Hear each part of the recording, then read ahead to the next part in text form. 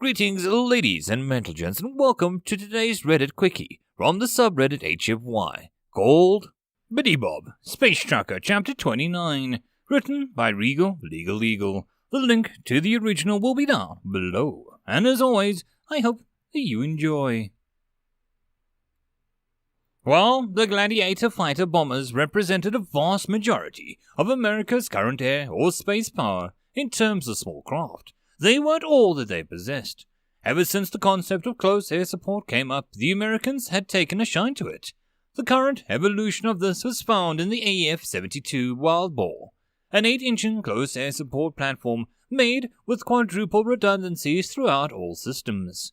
They were bulky and fat, and with an armored cockpit at the center, carrying as much protection as possible for the planet. Everyone called them flying pigs, some with affection, some with derision. They were also loaded for battle, possessing dual 2-inch bottom-mount cannons, 4 side-mount street sweeper miniguns, 32 launch tubes compatible with the NX-83 air-to-ground Hellfire missiles, NX-84 can-opener anti-armor missiles, or FA-67 forget-me-not multi-purpose missiles.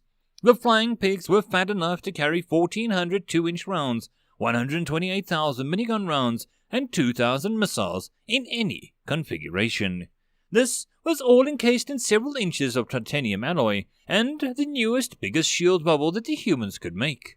They weren't fast, with a top speed of only 100 miles per hour, ground speed that they weren't anywhere fast compared to a normal assault craft, or fighter bombers. But they didn't need to be. JJ, wake up, we got the call, came the voice over the pilot's helmet as she woke up. She'd been sleeping in her cockpit since the Battle of Bastion was in full swing, and you never knew when the opportunity would arise for the pigs to get called up. She was already spinning the engines up, flicking switches as she checked her systems, getting positive greens across the board. She rubbed the sleep from her eyes with one hand and toggled the comm. "I'm up, Tommy Joe. Got your hog squealing?" she asked. "He's ready to roll around the stuff."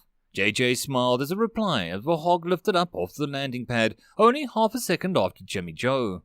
She checked over her loadout, full ammo that they had given her the usual split, 667 can openers and forget-me-nots, plus 666 Hellfire missiles, which made her smile as it always did. "What's our MO? Roll in, frick stuff up, same as always," her fellow pig pilot said. She read the map on the display came up in front of her. The cockpit was in the center of the beast, so she relied on various video feeds and map projections to fly it to target. A mixed Libertonian and Stormtrooper detachment was holding a fort in the middle of a mountain valley near one of the biggest cities. If they could hold on to it, they could continue to deny the crabs the ability to fill the valley with AA emplacements. A damn good idea if she ever heard one. They knew that this was recently that the crabs had stepped up their attacks, flooding the valley with many soldiers and crawlers as they could. The base was under very heavy assault, and the brass was having trouble getting armor into position, so it was up to the bigs to bridge the gap. They rumbled over the plateau on the edge of the valley, dropping down as they approached the base.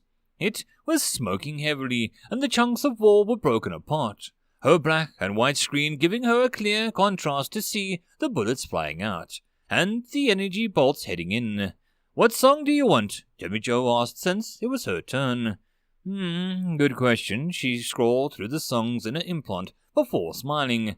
"Roll, roll, sleigh bells." "What? It's my turn. I get to pick, and I'm going to go queue up paper airplanes next. Golden oldies, huh? You can pick 'em when it's your turn." She quickly flicked a few switches that hadn't been stuck on her pig. The first thing every true pig pilot did after getting a new one was buy the biggest, loudest speakers that they could onto the exterior and slave them to the implant's music. The crabs assaulting the base gave pause, looking to the night sky as the sleigh bells started, alerting them at the presence of the flying pigs. The second hint that they were about to have their night ruined was when both pilots jolted the triggers of the dark and was filled with flashes as the cannon started belching out many meteors. JJ cycled her missile tubes as the song sang out, 16666 like a pentagon. She fired all 32 loaded Hellfire missiles, her eyes gleaming as if they were burning, instead of all the crabs that she'd set on fire. The first of the AA response started after that, matter slammers hitting the shields as they watched the energy level decrease. The flying pigs hovered over the battlefield, advancing slowly as each began to cycle through their missiles, peppering the clams below them with hellfire, while making sure to hit crawlers with can openers. Their sweet sweepers spun up as well as they began to simply fire upon the hostile targets. Brass simply rained down on the bodies of the dead crusticans as the flying pigs hovered over the battlefield. The crabs had stopped advancing in the damaged base. Instead, they were falling back across the craters and broken ground to try and escape the flying death machines. More matter slammers hit the shields until the energy bubbles were gone. The outside of the flying pigs started taking direct hits now, as inside the pilots kept the guns firing while diverting systems and monitoring their engines. "Engine 2 gone," JJ said as she shut it down. "Their forward street sweeper out." Neither pilot was backing down as they slowly rumbled over the battlefield, while Rull blared loud enough to still be heard in the intense sounds of the cannons and miniguns firing. Inside of the base, the Libertonians and humans were dragging wounded to safety and putting out fires, some trying to get defensive emplacements operational once more. This wasn't the end of the battle, not by a long shot. But this was a small smoke break for the soldiers, and they'd take every chance they had to reload and prepare. All the while the music rang out over the sound of death being unleashed on the crabs. 6 missile tubes busted, engine 3 out, JJ said as she kept monitoring her systems. Watching them flash yellow one by one, pig pilots went through subsystems like most soldiers went through bullets. And they went through bullets like, well, something even faster. Very, very fast. 1 and 2 are busted, left cannon jam, clearing. Something big stood up in the near of the hills the crabs were scurrying towards. A crawler that they hadn't seen before. A big fracker. Bigger than their matriarchs, even a good margin. Had to be some sort of assault bot. It fired off 2 large bolts and slammed into Timmy Joe's ship. Frick! That's done me in. Down to 7 and 8. Cannon's gone. 1 street sweeper. I'm out, JJ. Pull back. I'll see you back at base, JJ said, focusing her cannon fire on the big bot. It fired off 2 more shots before the massive bolts of her direction as she tried to juke it to the left. It still hit the right side of her pig as she shook in the cockpit. The right cannon, street sweepers, and the engines were all down. But paper airplanes started playing as she grinned. Working quickly, she cycled her last of her Hellfires plus 2 can openers as she flew over the massive crab bot. Then she hit the emergency release, dropping 2 massive cases of missiles down at its feet. Another matter slammer hit her engine 5, leaving her with just 1 and 7. The pig was leaning heavily to the side, pouring smoke out as she turned to book it out of there. As the flying pig sailed overhead, she triggered the last of her missile tubes, firing out can openers first, and then Hellfires just after. They arced out through the cases and now armed missiles that she dropped on the field, turning night into day behind her. She saw a flash on her comm. "Jesus Christ, you gorgeous flying pig! Thank you. When this is over, I'll buy you a drink." "Yeah, you and a million others. Don't worry, Stormy. We'll be back soon enough as they patch my hog up." She cut the feed, tilting her pig to keep it moving with only 2 engines, pouring smoke out and sparks as she limped back to the pig pen, which was what they called their forward base.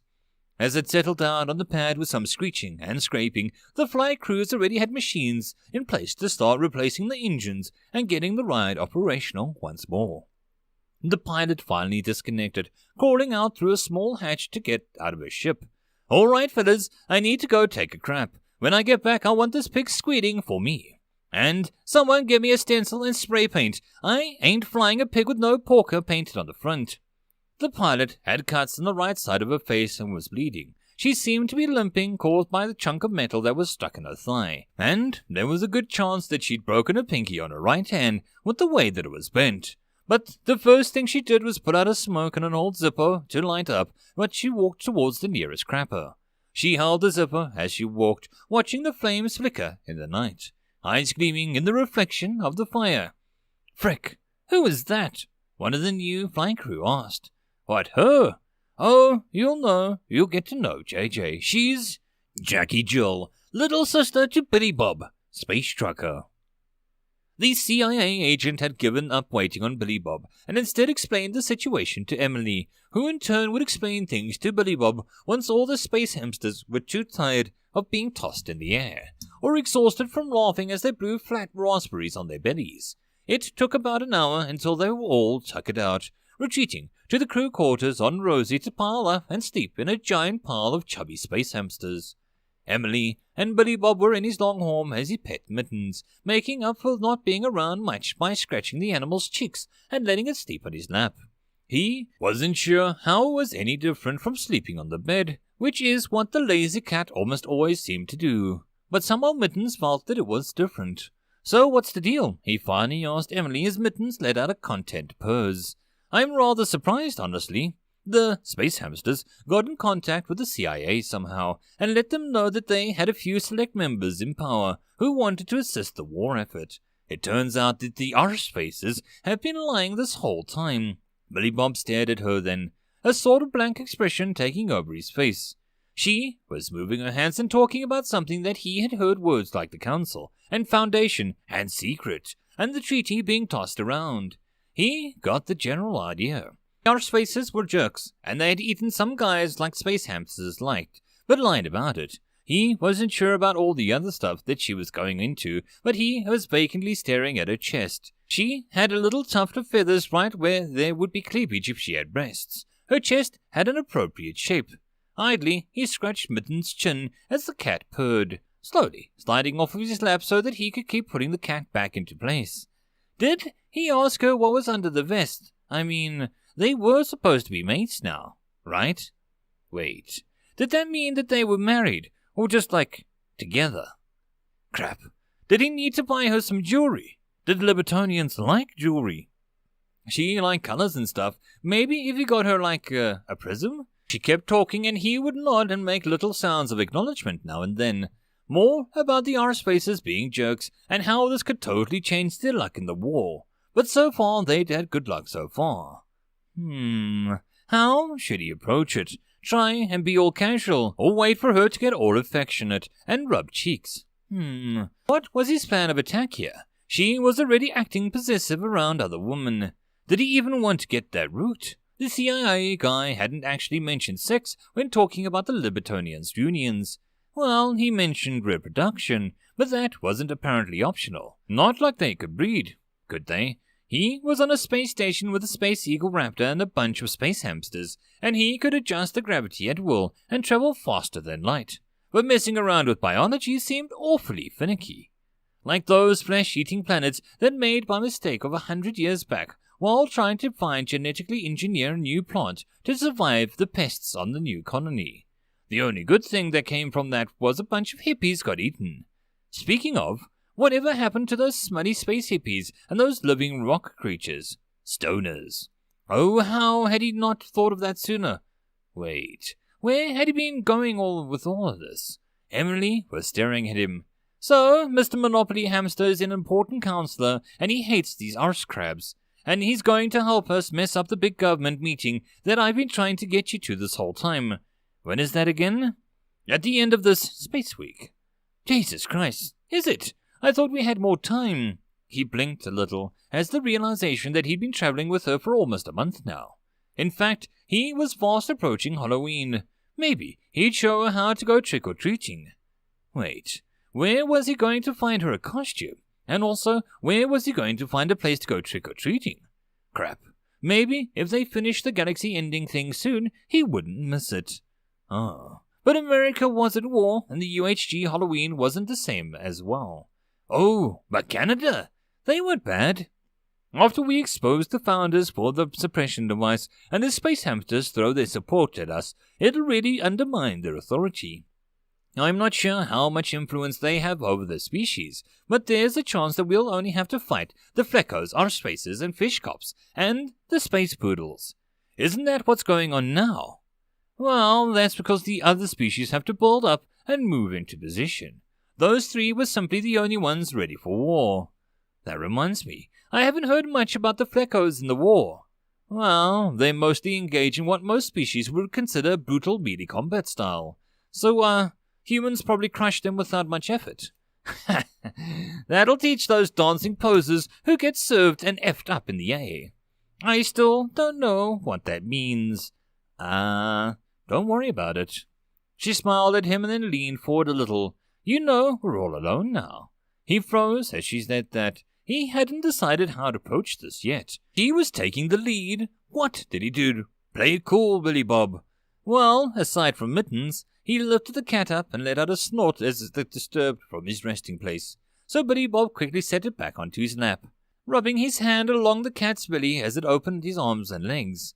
Then he gasped as the cat wrapped big paws around his hand and started to bite and kicked his palm. Ow! Knock it off, you furball! He tossed Mittens off his lap, the cat landing on its feet and started back at Billy Bob before sitting down and starting to aggressively clean himself in a way that only cats seem to be able to do. Well, now we don't need to worry about him, Emily purred out. This is very true. It's just the two of us now. Did he break out the present? No. He still wanted to save that music. Oh. Should he get the slow jam going? Had he exposed her to those yet? Then he watched her lean forward before pausing, shivering as her feathers seemed to get full ruffled out before smoothing over, and she opened up her mouth in what he realized was a yawn. But it's been almost 5 hours since I slept. I'm really tired. Yeah, and you have been busy. Why don't you sleep? I'll take Stomper out and play with him some while everyone's asleep, so I don't bother them with the high gravity. That's a good idea. She stood up and he figured she'd wander on by, but instead she reached over and flashed a hand through his hair. But he had to admit he froze for a second before feeling that she was wearing her glove. Then she slid onto his lap, which he also didn't expect. She was so tall, but so light. He could easily support her on his lap. But with how tall she was, it wasn't like creating a normal woman on his lap. She still had to look down at him easily. I'm really glad you chose me. Hey, we survived all kinds of chaos so far. I'm sure a little more won't hurt. Are you implying our relationship is going to be chaotic? Seeing as you've nearly killed me twice, yes, I do. Oh, hush. Once this is over, I'm sure there will be peace, and then we can have some nice quiet time together. Enjoy state dinners and ceremonies. Whoa, whoa, whoa. What part of our time together has made you think that I want to be any part of some social dinners? Oh, come on. You're the diplomat. You go. Just bring me back some doggy bags. She frowned before he went on. That means bring me back leftovers from dinner. Oh! Well, you'll have to get used to that at least a few. You're going to be a big hero, you know. Crap. This is why I wanted to become a space trucker after my service was done. No one expects anything formal from a space trucker. She laughed and got up from his lap, before curling up on the bunk. When she was lying down, he got up, walking into the cargo bay to get Stomper. The 6-legged, 4-eared space fox was excited to see him like always. Billy Bob smiled and grabbed the giant bone, opening the back hatch to let out both of them, and he turned the gravity up inside the Atlas cargo bay. The giant space fox, was that it? Was that the name he'd choose? Giant space fox. Why the hell didn't he think of that sooner? He was going to save UHG diplomats so much time trying to explain what species looked like when he was simply with his naming system. Either way, the giant space fox had been growing slowly but steadily since he had liberated him from the stupid space hippies. It still stomped happily when he would grab the big fluffy tail and wag it around. But he wondered how long it would be until he'd be careful before the creature knocked him down when it jumped on him happily for the toy. He tossed the toy around and played with Stomper for an hour to make sure that both he and the animal got some good high-gravity exercise, before finally herding him back into the Longhorn, leaving him in more water and food. Once that was done, though he quickly looked around and started jogging, he didn't know how long the space hamsters would be out, and he needed to start gathering some intel. He climbed the small steps to the Xeno ship, 2 at a time to get to the bridge. Sliding into his seat, he started to type into the consoles so that he could bring up a few screens on the extra net. He needed to be very careful with his searches, and then make sure to clear his history, just in case. When he was younger, a few wayward searches had made him think that there was a whole species of only female blue-skinned Xenos that was super hot. Why couldn't there be Xenos like that? The reality of evolution sucked balls sometimes. Of course, he had found dubstep frogs and pug-faced ogres, so, it sucked balls sometimes. Who was he kidding? He was just starting to type out what he figured would be the best string to get the actually helpful insight into the Libertonian bodies when he heard a soft voice. "Mr. Billy Bob." Billy Bob jerked and turned, covering the screens with his body even though he hadn't hit enter yet. He saw a space hamster that was rubbing his eyes blearily. Yes? I had a nightmare. Can you toss me in the air a bit?" He looked around at the empty ridge and then back at the space hamster, wearing a business suit. "Sure?" He stepped towards the creature, scooping him up and then surprising himself with a raspberry as the space hamster squealed and laughed. Billy Bob went walking down with him into the cargo bay, which he reset the gravity in. Once he was done tossing the space hamster in the air, he put him back to bed. That was when he'd do the research on Libertonians. How the hell had his life gotten this complicated? And so ends another chapter in The Adventures of Billy Bob Space Trucker. I hope that you enjoyed. If you'd like to support the channel or the author, all the stuff is down below. And as always, I hope that you guys have a good one, and I'll see you in the next story. Cheers.